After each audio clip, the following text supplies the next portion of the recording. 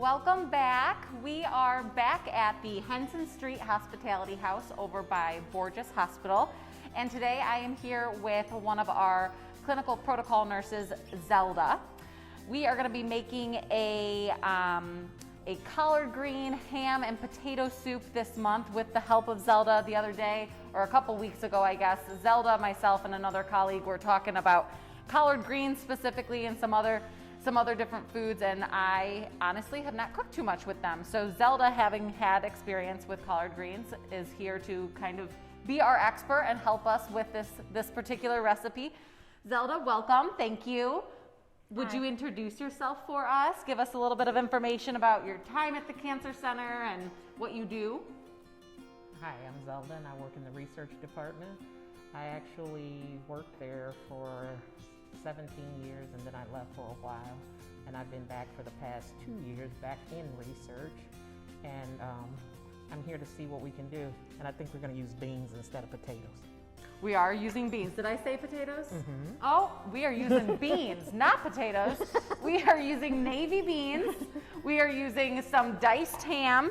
We have 2 bags of frozen collard greens, some canned tomatoes, chicken broth, and some seasoning. So it's a pretty simple recipe. We are using, all of our ingredients are courtesy of D&W, including this delicious looking cornbread that we're gonna serve with the soup. So we are very excited, and we're gonna go ahead and get started. Perfect. All right, so Zelda, if you wanna grab the onions, we're gonna start back here by sauteing the onions. Let me add a little bit of olive oil to get started. All right.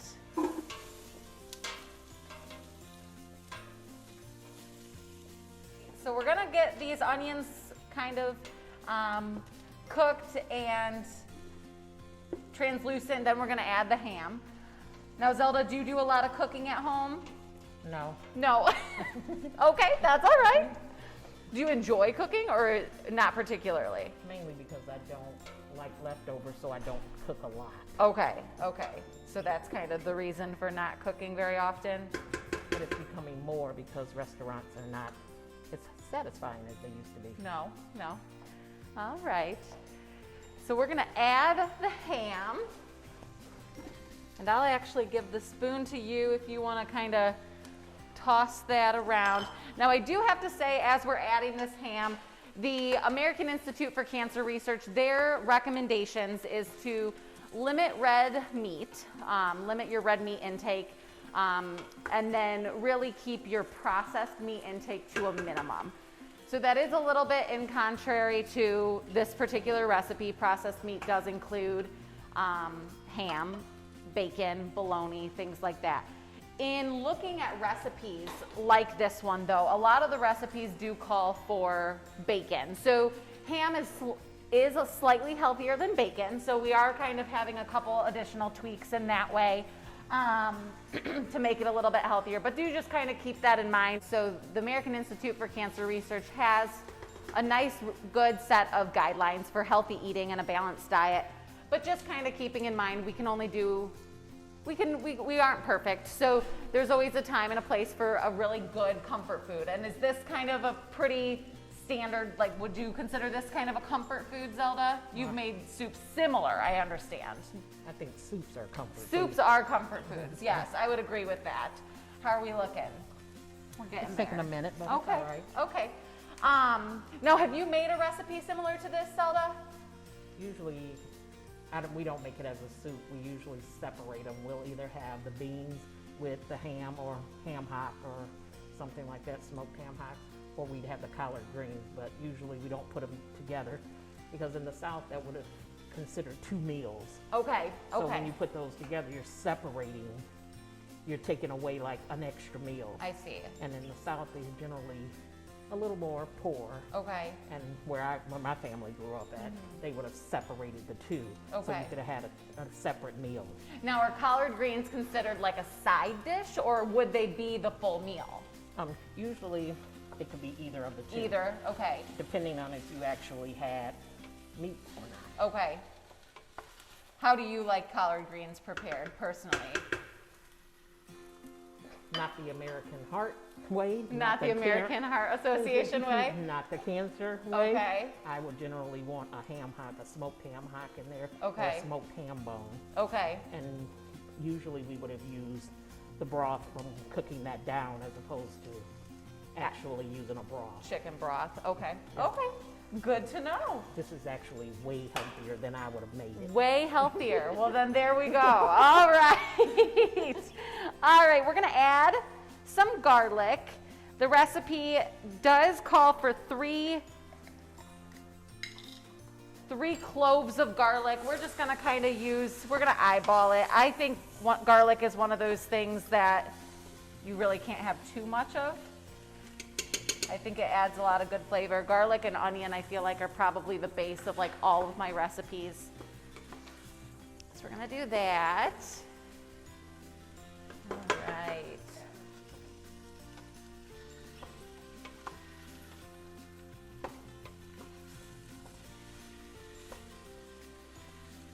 So Zelda was just saying how good it smells, which I agree. Onions and garlic and ham is a pretty good, it's a pretty good smell. So some information about collard greens from a nutrition perspective. Collard greens are a really, really amazing source of vitamin A specifically. Collards are a cruciferous vegetable, so they're kind of in the same family as kale and spinach, Swiss chard, mustard greens. Broccoli technically is a cruciferous vegetable as well. In general, the darker green is a good indication that there's going to be a good source of vitamin A. They are also a good source of vitamin C, calcium, fiber. So lots of good nutrition in collard greens. Definitely iron. Definitely iron, she adds. So, and in terms of the season, we're obviously using frozen collards today. Zelda tells me that we're using frozen. Zelda tells me that the season for fresh collards is either the fall or the spring. So this particular recipe calls for frozen, 2 bags of them, but you certainly could chop up fresh, I imagine. Yes. And now would that give it a significantly different flavor, you feel, or not? I think it's fresher. It's a fresher flavor. Mm-hmm. Okay, well, good to know. And collards are the easiest greens to clean and cook. When you're working with fresh collard greens? Yes. Okay. Now do you, what is it called? It's the rib, like almost like kale, the stalk. Do you take that out with collard greens as well? Okay. Yep. All right. So we're getting there. Things are starting to get a lot softer. We're going to next, Zelda, we are going to add the broth and the tomatoes. So if you want to take one of the broth, There we go. shake it up a little bit. Use this. All right. So we added the broth. We're next going to add the collard greens. We have 2 bags. So I will add the one, and if you want to add the second, there you are. All right.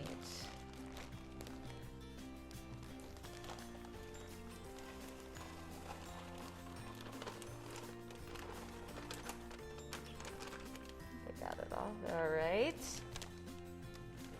Perfect. It's a really vibrant green color. Get it tossed around. There's our ham. We kind of lost the ham. There we go.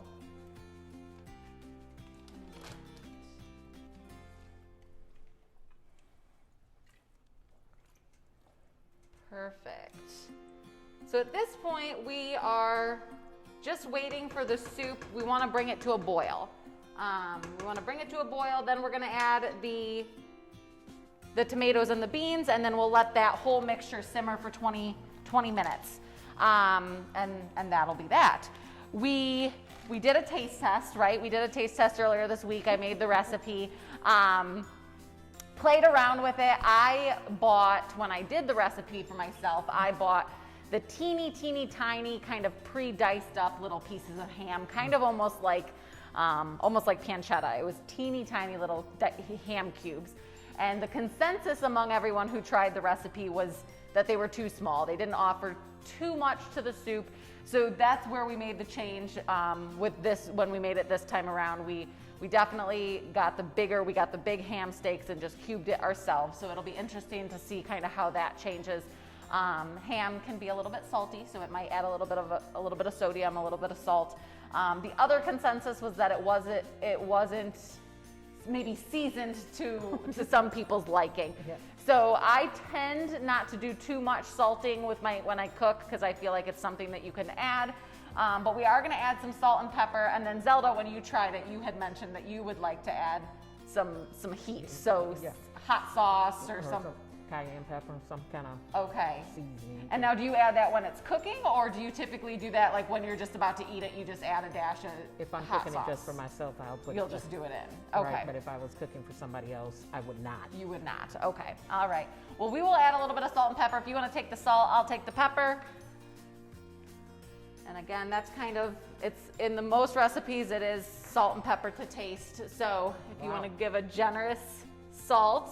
Yeah, because this is a little salt here. This is a little salt. Okay. All right. All right. All right. Here, Zelda, if you want to stir that around. You want to bring it up because you want to mix all of that salt in. All that flavor, yes. It's like the lemonade with the sugar all at the bottom. All at the bottom, exactly. I have been asking Zelda, I have been asking everyone the same couple of questions during our cooking segment. The first question that we want to know about you is, what is your absolute favorite food? The food you are stranded on a desert island, it's the only food you could eat. What would that food be for you? If I was on a desert island, it'd probably be ice cream. If I was in the frozen Arctic, it would probably be fried chicken. Okay, all right, I like that answer. All right, I like both of those foods personally. A specific ice cream flavor? No, I don't like to give credit to people, but the sweet cream, I like a vanilla. Okay, all right. Because you can add to that. Yeah, you can kind of doctor it up and make it what you want. Okay. Do you like Cold Stone Creamery type places where you can do That's my favorite. Is it really? And now what do you add to your ice cream? Toasted almonds, strawberries, and chocolate. Oh, that sounds good. Yeah, I don't really want a frozen banana. Yeah, all right, that sounds pretty good. Okay, so fried chicken or ice cream. And what was the last thing you ate today? Oh, a taco salad for lunch. A taco salad. That also sounds delicious. And did you make it yourself? Did you get it from out? Dear Lord, no, I didn't make that. Okay. Actually, it was brought in. It's Thursday. It's Thursday. We like to order food in the lower level together. On Thursdays. Taco Thursday, perhaps. All right. And my last question is, what food do you can't stand? You wouldn't order it, wouldn't cook it for yourself? This is probably not the typical answer, and you probably don't even know what it is, but it's beef or pork neck bones. Beef or pork neck bones? Southern folk know exactly what that is. But it's bones, so... But it's a meatier bone. Okay, so there are people who do eat it. Oh, yeah. And it's just not your thing. Not at all. Not at all. Okay. Well, there you have it. That's a diverse, collection of answers. I like it. We are going to add our diced tomatoes. So we have 2 cans of those, and that does add a little bit more liquid as well. We have the 2 containers of broth, but then we do have some of the juices from the tomatoes. Perfect. So we've just got the beans left to add. We're going to add the beans, and then really it's just a matter of bringing it, letting it simmer for a minimum of 20 minutes, right? I feel like with soups, the flavor usually gets better the longer it kind of sits and simmers over the stove, but a minimum of 20 minutes. And I think if you were going to use fresh greens, fresh collards, you would want to cook them before you even start this, because they tend to be a harder green. Okay. And they don't cook these are frozen, so they're a little softer, but as a rule, they're pretty hard. So if you're going to use fresh greens, you want to cook them before you start with the rest of it. Okay. Is that something too where if you were going to use fresh here, that would be, you know, it cooks for 20 minutes, but even more reason to do a little bit longer. Yeah, I would have had the greens closer to done before I would have even started. Okay, nice. I feel like a lot of times soups, you know, the flavor comes together, you know, the longer it sits on the stove, but I feel like also sometimes the next day reheated, even the flavor is almost even better. Okay. Too. I'll take your word for it. And It's a that's leftover. Right. You said you're not a leftover person. You'll take my word for it. Okay. All right. So we're just gonna kind of let this do its thing. We got everything all mixed up here, and obviously, as we already mentioned, we would add some kind of heat, whether it's hot sauce, red pepper flakes, cayenne, if we wanted to add a little bit of something to give it a little bit more flavor.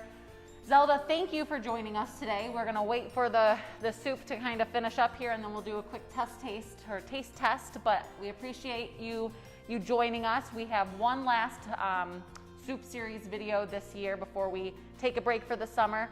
As always, thank you to the Henson Street Hospitality House. Thank you to D&W for the groceries. And remember to click and subscribe, and we will include the recipe at the bottom of the link, and we look forward to seeing you next month. Thank you. Thank you.